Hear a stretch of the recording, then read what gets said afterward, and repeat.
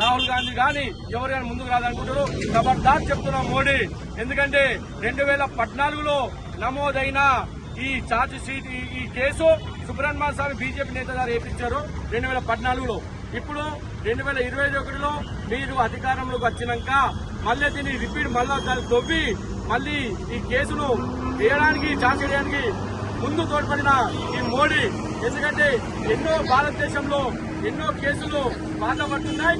దాంతో పాటు ఎన్నో ఇప్పుడు ఎగ్జాంపుల్ కింగ్ ఫిషర్ విక్రమ్ వీళ్ళందరినీ అరెస్ట్ చేయడం లేదు. కానీ చిన్న మనీ ల్యాండ్ జరగని మనీ ఆస్తులు సప్లై కానివి మనీ ల్యాండ్ కేసు వేసి ఈ రాహుల్ గాంధీని గాంధీ ఫ్యామిలీని మొత్తం అనక దొక్కడానికి మళ్ళీ ప్రశ్నించే గొంతులు నొక్కడానికి ఈ ప్రభుత్వం మోడీ ప్రభుత్వం ఇలా చేస్తున్నది. మోడీ బీజేపీ గుండెల్లారా ఖబర్దార్ చెప్తున్నాం కాంగ్రెస్ పార్టీ నుంచి. రానున్న కాలంలో మీరు ఇట్లా ఛార్జ్ షీట్ వెనుక తీసుకోకపోతే దీనిపై తప్పుడు ఆరోపణలు మీరు చేయడం మానేయకపోతే రానున్న కాలంలో మా ప్రియతమ నేత శబరిలాల్ గారి ఆధ్వర్యంలో మా కాంగ్రెస్ స్టేట్